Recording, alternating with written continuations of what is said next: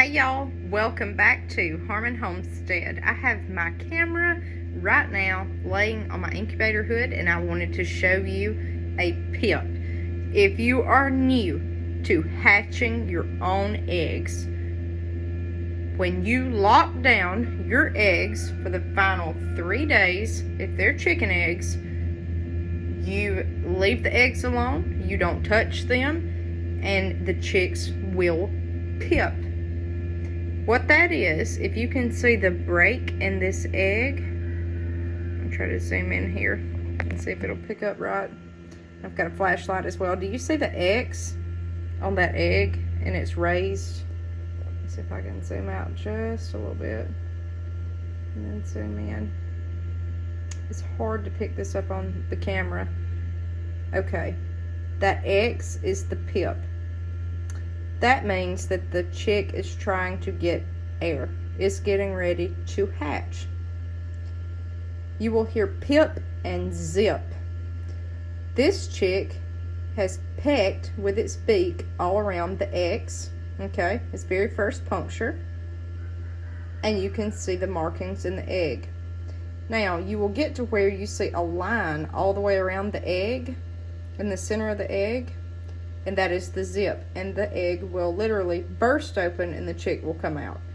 That is what you want to see, a pip, that very big X. Now, I'm going to try to show you some other eggs. These eggs look dirty, but that's because you do not wash your eggs before you incubate.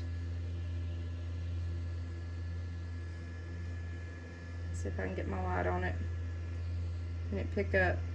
There is a pip.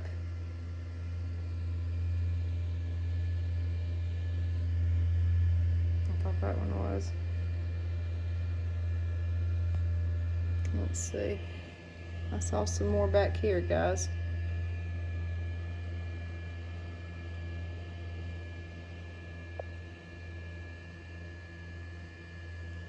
I believe that one had one, but it's not going to pick up on the camera. Now, going back to that one, now you can see really well. You have 12 hours from pip to zip. That chick, if it's going to make it, it usually will come out of the egg within 12 hours, okay, once it's cracked, if I'm just talking in layman terms. Once that chick comes out of that egg, the humidity will skyrocket.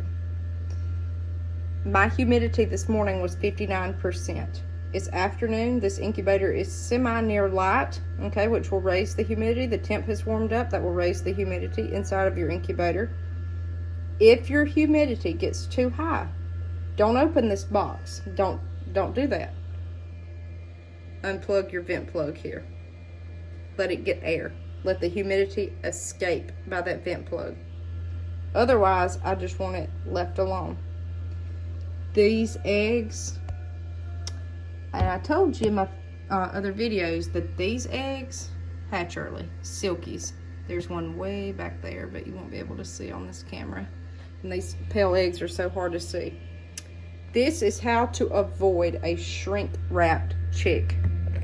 Now, if you do have a shrink-wrapped chick, it will usually, from what I have experienced, it will zip, okay? You'll have the cracking all along the egg. You'll see the chick trying to push to get out, but it will not be able to get out.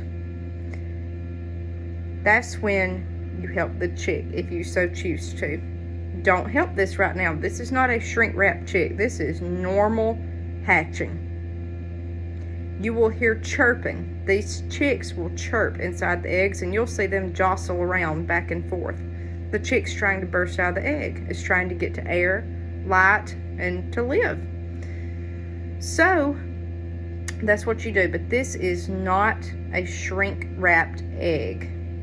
If I have one, I'll show you. I did a video on how to help a shrink-wrapped chick, and that is a gamble, guys. That is to your own discretion. Either way, you've got to look at it this way. If the chick has struggled a long time trying to get out of that egg and you've seen it, and that egg will literally just roll all over this incubator back and forth, that chick will be struggling. It'll chirp, it'll push, you'll see it open up back and forth, and the chick just cannot get out. You the chick will be lost either way, so why not help it, is my theory. If it is like later on in hatching, and that's usually when it happens, once all of these eggs have hatched, because the humidity will be so high. But again, unplug your vent plug if the humidity is too high. If you're in the 80s or 90s, you're looking at too high. If you have water droplets on the top of your incubator lid, you're looking at too high of a humidity. Otherwise, let it go. When this chick hatches, the incubator humidity will spike up really high, and then it'll come back down. It just has to get adjusted. There's not a problem until everybody starts hatching at once, and when one hatches, the rest will follow suit. It's like a domino effect. So you have to watch this, especially if you have expensive eggs in here, or valuable eggs, or just say your hens only laid 2 eggs and you wanted to incubate it and then they quit laying again. That's when you need to watch this. Otherwise, either way, nature's going to take its course, but you can help by monitoring this. If your incubator drops in humidity, you should not have a drop in temp, because it's electric. Okay, that's going to be taken care of. But if your incubator loses humidity, wrap it in a towel, wrap it in a blanket all the way around the incubator. If it's a styrofoam incubator, or I guess any other small incubator, that will help hold in humidity. Humidity's in the air. That's why you unplug the vent plug if you get to where you have water droplets on the top, your humidity shows 95%, that's when you do that. And why do I worry about humidity? High humidity causes shrink wrap chicks. There's membranes all on the insides of these eggs. The membrane will literally form around the chick. Everything is so humid and sticky, the chick can't burst through the membrane once the egg is open. The egg will be open, but the chick can't get through the membranes to get out. Okay, that's where you can physically help the chick. Everybody has asked me about the shrink wrap chicks. So do not think that these are chicks that need help. This is normal nature at its finest. Pip, okay, and then you'll have a zip. We'll film later on. We'll show you our first hatch of the season. These are silkies, sizzles. That's silky and frizzle mix.